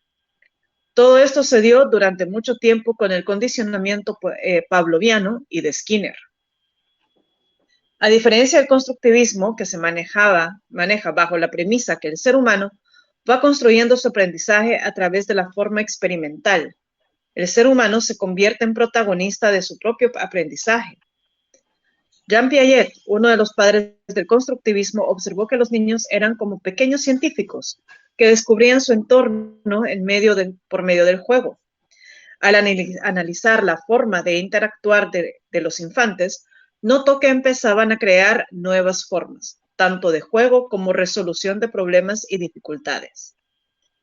Su teoría establece 4 estados en el desarrollo del niño y el adolescente: la sensoriomotor, preoperacional, la de las operaciones concretas y, por último, la de las operaciones formales. Bajo esta premisa, Lev Vygotsky estableció su teoría de las zonas de desarrollo próximo. Sería largo mencionar todo lo que hablan las teorías. Con esto pretendo dar un atisbo de luz en cuanto al quehacer docente en la familia y la comunidad como un todo que se encarga de la formación y la educación de los niños y jóvenes. Por supuesto, cabe mencionar que existen otros modelos que han hecho su labor en el acto educativo, como el cognitivismo, el desarrollo de competencias, las inteligencias múltiples, la inteligencia emocional. Todo esto surge con la observación como punto de partida. Desde la antigüedad se ha observado la forma en que los hombres, desde que son niños, empiezan a aprender y a hacerse preguntas. El uso de la filosofía como la necesidad de búsqueda de respuestas. Muchos se han hecho preguntas y siguen haciéndoselas. Como padres, maestros y miembros de una comunidad, debemos alimentar esa necesidad intrínseca de preguntar e investigar. Uy, se fue. Sí, se ha ido. Bueno, ya volverá la conexión. A ver si recuperamos ahora mismo la señal. ¿Ustedes me escuchan, sí? Mira, ahí está, espera. Ahí está. Claudia, Me añadir. sacó, pero ya estoy aquí. Ya, vuelvo otra vez con la... Estamos ¿Cómo se llama? esperando. Con el Por ello. parrafito. Desde la antigüedad se ha observado la forma en que los hombres, desde que son niños, empiezan a aprender y a hacerse preguntas. El uso de la filosofía como la necesidad de búsqueda de respuestas. Muchos se han hecho preguntas y siguen haciéndoselas. Como padres, maestros y miembros de una comunidad, debemos alimentar esa necesidad intrínseca de preguntar e investigar, experimentar y hacer el aprendizaje algo vívido. Sócrates, en uno de sus diálogos, decía que aprender era recordar. Cuando la historia que, a través de su método, la dialéctica, hizo que un esclavo recordara los preceptos matemáticos enseñados antaño en la escuela pitagórica. Sócrates fue considerado el más sabio de todos porque afirmaba: yo solo sé que no sé nada. E indagaba con todos los transeúntes sus conceptos a través del diálogo y las interrogantes para profundizar más en la investigación. Sócrates era de estos que a través de la dialéctica y la mayéutica se sentaba en el parque con Daniel y le preguntaba: ajá, mira Daniel, ¿y qué es la justicia? Y viene Daniel y hace su respuesta. No digámosle una erudición, pero sí daba su opinión. Ajá, pero ¿y por qué? Porque ajá, pero si me dijiste esto, entonces, ¿cómo es esto? Y empezaba Sócrates a hacer ese tipo de preguntas que al final incomodaban, llegaban a incomodar y la gente salía huyendo. Entonces se quedaba así de que, ¿cómo la gente que espera que yo sea sabio, verdad? O sea, si yo no sé nada, por eso estoy preguntando. Y todo eso lo vemos en los diálogos de Platón, que Platón lo que hizo fue transcribir sus diálogos con Sócrates, que era su maestro. Entonces, y precisamente la parte educativa, y aquí viene educación y política, van de la mano también. Platón, después de la muerte de Sócrates, 20 años después, se cuenta por ahí que él ya había escrito su libro La República. Y después de imprimirlo, quería ponerlo en práctica. Y fue a un reino, después de recibir tantos nos, fue a un reino y lo puso en práctica en ese reino que sí le habían autorizado. Y el que reprobó el examen para ser dirigente fue el rey. Y estaba tan enojado porque había reprobado ese examen, esa evaluación, que mandó a matar a Sócrates, a Platón. Y como la gente ya sabía quién era Platón, que era un hombre no solamente con una gran fortuna, sino un hombre sabio, nadie quiso matarlo. Entonces, cuando iba, se fue de exiliado, y en todos los pueblos que iba, tenían esa orden de matarlo y nadie quería matarlo, hasta que lo mandaron a ser esclavo. Y un amigo suyo, ¿cómo se llama? Lo vio, lo compró y lo liberó y le dio toda su fortuna. Y Platón se fue sin, o sea, digámosle con la cola entre las patas, entre comillas, por no haber podido poner en práctica su método de la República. Imagínense. Entonces, sí. Y en la República precisamente estaba la forma de educar a los diferentes estratos, entre ellos al guerrero, y el guerrero era una educación balanceada entre la música y la gimnasia. No podías darle mucha música porque podías ablandarlo, y mucha gimnasia podías endurecerlo demasiado, que sería más robot que humano. Entonces había que equilibrar ambos temas, tanto la música con la poesía, repudiaba a los poetas, a los sátiros, a los poetas melancólicos, a los tristones, y entre ellos a los romanticones también los repudiaba. No podía ver a los poetas, Platón. No podía ver a los poetas, pero veneraba aquellos versos que denotaban fuerza, que impulsaban, que eran versos como de Ulises, de que decía, entonces podemos dejar el verso que dice, llora alma mía, que después llegará tu hora. Llora ahora, alma mía, que después llegará tu hora. Por supuesto, estamos hablando del griego antiguo. Sí. Nadie habla griego. Tenemos palabras que vienen del griego gracias al latín, pero de ahí que hablemos griego directamente no lo hablamos. Pero en ese aspecto de la educación, la idea de la educación en sí era esa, de, ¿cómo se llama? De hacer del hombre, de sacar del hombre lo mejor de él. Si estabas para ser guerrero, ¿cómo se llama? Tenías que trabajar en esa manera, y los mejores, digámosle, para gobernar eran los sabios, y era la aristocracia mejor entendida. Ojo, no la aristocracia como la conocemos, sino la aristocracia, el aristos, el hombre que decía Confucio, el hombre Hu, el hombre de oro, o en su defecto, tomar su lugar, el hombre de plata. Pero de ahí el cobre, la arcilla y la arcilla, que era el cuarto tipo de hombre, no podían gobernar. No saben hacerlo. Y hay mucha simbología en ese sentido, porque hasta en la Biblia está, de una estatua en el Antiguo Testamento, que hay una estatua que ponen, que están los pies de barro.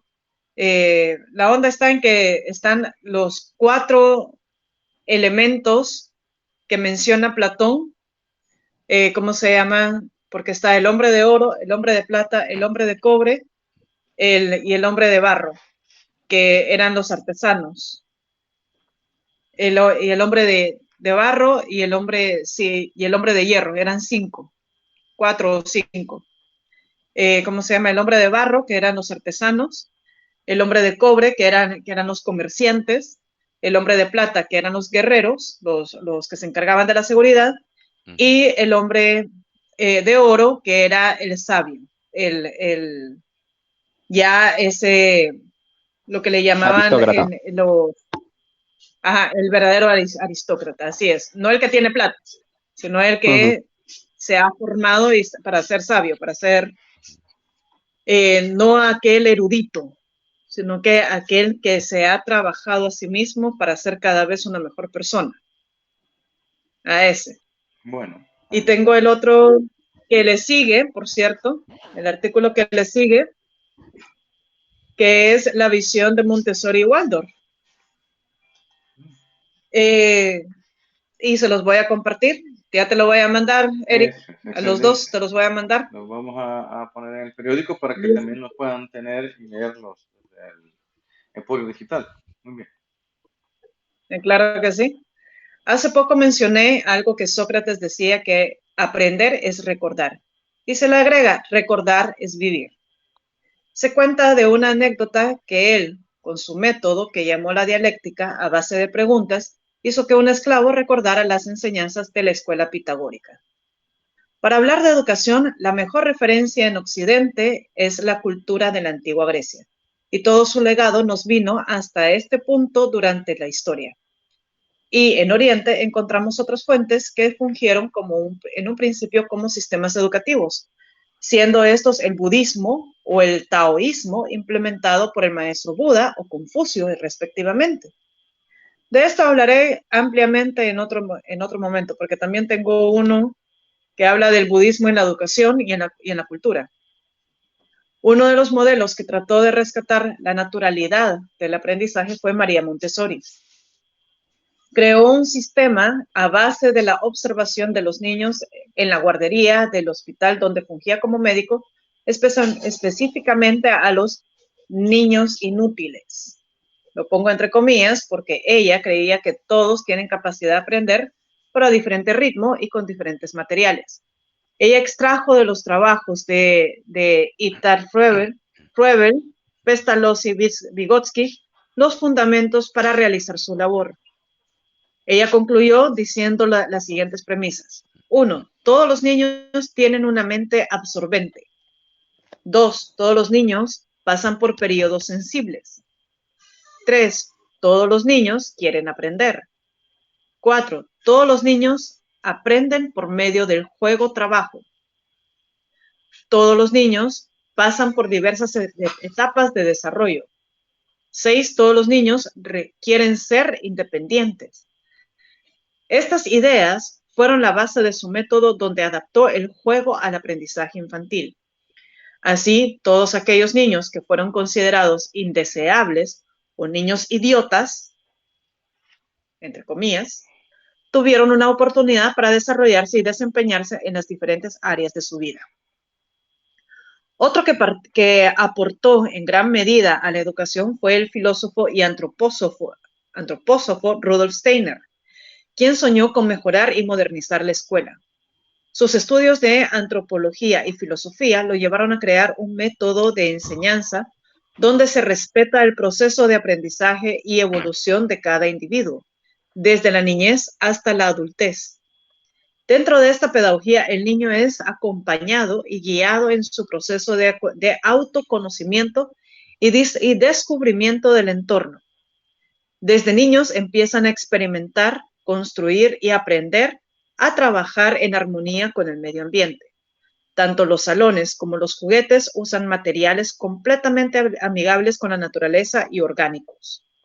Ya sea que ellos crean sus pinturas o sus juegos, o las instituciones los piden a sus sedes centrales para el trabajo. Aunque son modelos que no usan libros de texto base, sino que se basan en la experiencia, el paso del tiempo ha demostrado su efectividad dentro del desarrollo integral de los niños. Ambos modelos buscan la libertad integral de los estudiantes, ser protagonistas y partícipes de esta sociedad que va cambiando cada vez más. En la actualidad, y como docente digo, no podemos darnos el lujo de usar métodos como los que se usaron hace más de 50 años, donde la modificación de la conducta era la cualidad a garantizar mejores resultados. Los tiempos cambian y nosotros con ellos. Los sistemas como los conocemos colapsan para crear nuevos paradigmas. Tampoco podemos copiar paradigmas de otros países. Cada región tiene sus problemas que resolver, obstáculos que surcar, metas que alcanzar. Ya no podemos ver a otros países que tienen sus propios problemas y vicisitudes, aunque podemos sacar lo mejor de ellos para nuestro desarrollo. Es necesario observarnos y crear nuestros propios métodos de enseñanza y de investigación para formar adultos competentes en el mundo en que les toca vivir. Muy bien. Pues vaya. La verdad que Lo vaya vamos a- pluma. No, mándamelo y Felicidades. lo vamos a Sí, poner sí. mañana para que lo puedan leer. Ya llevamos 1 hora y media, un poco más. Me gustaría ir cerrando. Nada, agradecerle a todas Esto las personas. interesante. Sí, que lo vamos a poner mañana. Va a aparecer mañana en el periódico digital. Así es que, pues nada, vamos cerrando la participación de este día en la minuta. Hemos hablado de la educación. Al principio hicimos una introducción sobre el tema de las elecciones en España. Todavía no te habías agregado tú, Claudia. Pero bueno, No, estaba caminando para la casa. el próximo mes van a ser las elecciones generales aquí en España. Vamos a hablar del tema, así es que puedes darle ya el seguimiento y actualizarte sobre esta información. En resumen, vamos a ir finalizando ya. Me gustaría que cada uno de ustedes aportara alguna conclusión, algún mensaje y vamos a ir ya terminando. Obviamente se nos quedan muchos aspectos. Me hubiese gustado hablar también sobre De la IA. la IA, la tecnología, las personas que lo están utilizando.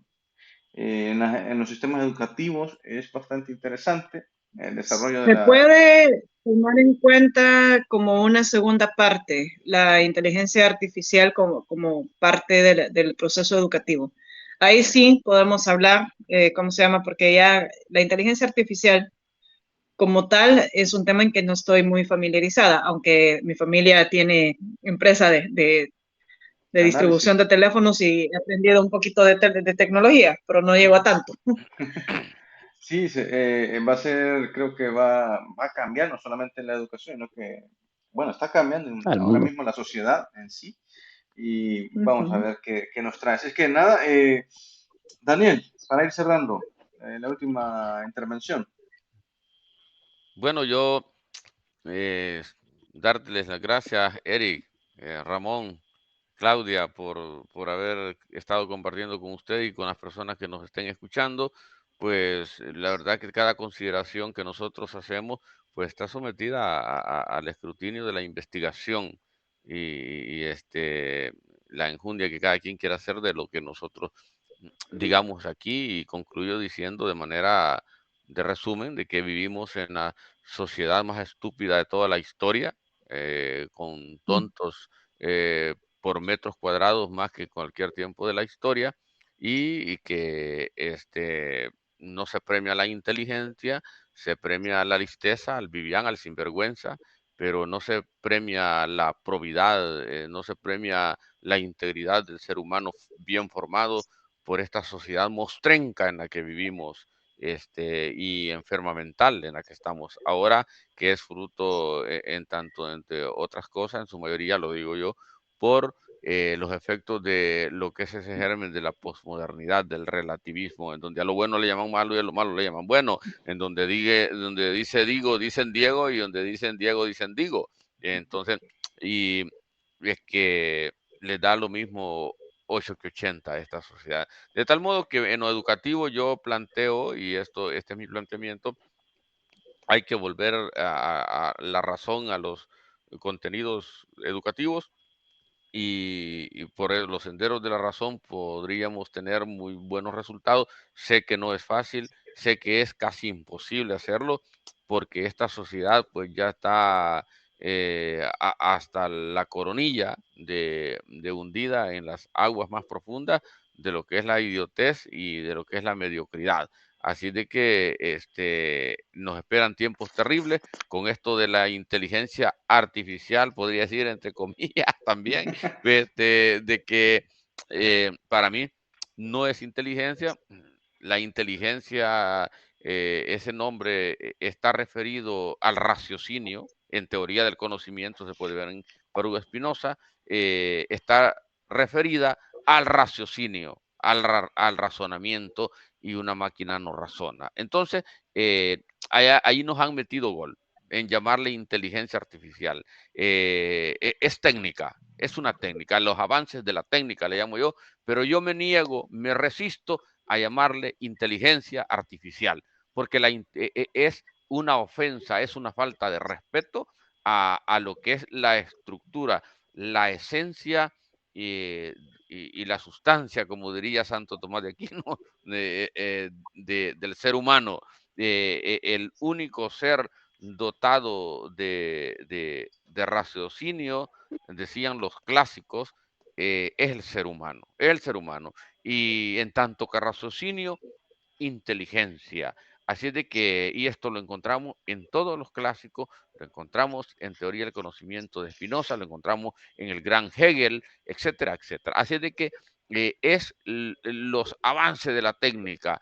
Así que, y de eso se puede hacer, yo soy crítico en conjugar eso con lo que es la educación. Soy crítico, Daniel, no soy negativo a los avances, pero pre- dime.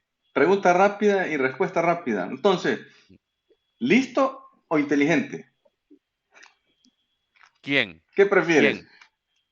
en la sociedad actual? Yo prefiero que una sociedad de personas formadas y que sean inteligentes. Los listos son los que dominan esta sociedad mostrenca y le están haciendo un grave daño a lo que es la humanidad. Por lo tanto, hay que caminar a los senderos de la razón. Ese es mi análisis. Así es de que Excelente. Muchas gracias. con esto me despido y muchísimas gracias Gracias a ti. por la amistad que me han brindado cada uno de ustedes, y solo digo ustedes porque no soy inclusivo, porque como Ustedes y decía Marco ustedes. Tulio Cicerón, la amistad es lo único que une a los hombres libres, decía.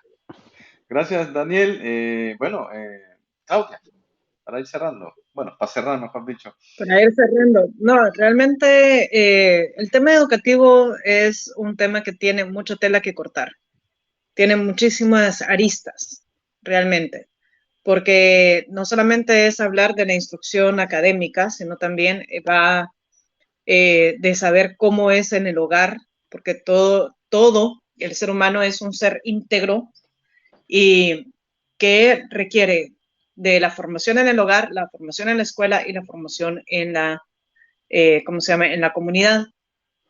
¿Cómo se llama? No puede estar aislado, siempre es un ser social, biopsicosocial, y, no y como tal tiene que irse desarrollando de una forma integral, como parte de la naturaleza, no como amo de la naturaleza, como parte de ella. Hay muchas, como te digo, hay muchas aristas y entre ellos hay muchos paradigmas sociales y religiosos también que hay que quitar, porque la educación lo que tiene que hacer es, ¿cómo se llama?, desaprender y reaprender. Quiere decir que tenemos que quitarnos velos y quitarnos prejuicios y reaprender temas nuevos y conceptos nuevos para ser cada vez mejores personas. La educación, por mucho que pongan a un robot a dar clases, no es lo mismo que lo haga un ser humano, porque la educación requiere el contacto humano. Y un robot no puede darte ese calor humano. Lo va a hacer una persona, pero no lo va a hacer un robot, para nada. Por mucho que quieran quitar la educación, el maestro, el magisterio, que es más, dicen por ahí, voy a cerrar con esto, es más fácil ser ministro que maestro, porque el maestro viene de magister y de ahí viene el término mago. El mago es un sacerdote del saber. El mago, por eso se llama magister, el magisterio. Y el ministro viene de minus, viene de menos. Es el que menos sabe. Por más que digan ministro de educación, ministro de no sé qué, vienen siendo el menos. El maestro es el que sabe más. El magíster de los carpinteros es el que sabe y enseña a los nuevos carpinteros. El magíster de los zapateros es el que le enseña a los nuevos zapateros a cómo no solamente a remendar zapatos, sino a dejarlos bien. No solamente a remendar, sino a dejarlos bien. Y así vas. Y el maestro de tanto de escuela, el maestro tiene que estar siempre formándose, siempre aprendiendo y siempre estudiando. Excelente, muchas gracias, Claudia. Ramón. Pues yo, respecto a la educación, poco puedo aportar, porque la verdad que ya se ha dicho, yo creo, todo. Nada, simplemente alentar quizás a todo el mundo a dentro de lo que son, de utilizar el conocimiento, la búsqueda de conocimiento para mejorar realmente lo que tenemos en nuestro entorno, y siempre a través de lo que podamos proyectar. Es decir, de nada sabes saber pescar si vivo en medio del desierto. Entonces, simplemente eso, ¿no? Pues que deberíamos todos de enfocarnos, eso es, sí, de enfocarnos a aprender sobre aquello que nos puede impactar sobre nuestra propia vida y a nuestro entorno. Y poquito más, aparte de eso, daros las gracias por esta charla tan interesante y en la que siempre se aprende mucho. Y nada, pues esperando a la siguiente semana para hablar de lo que De sea otros que hablemos temas. la semana que viene, de otros temas, Excelente. eso es. Ramón, muchas gracias, Daniel, gracias, Claudia. Nada, solamente agregarles que la educación, pues, también es parte del aprendizaje en la sociedad, que es necesario, pero que debe aportar más cosas. Así es que nada, agradecerles a todos que han estado pendientes de lo que es la minuta. Nos vemos el próximo viernes. Así es que nada, muchas gracias por habernos sintonizado. Nos vemos hasta la próxima. Otra.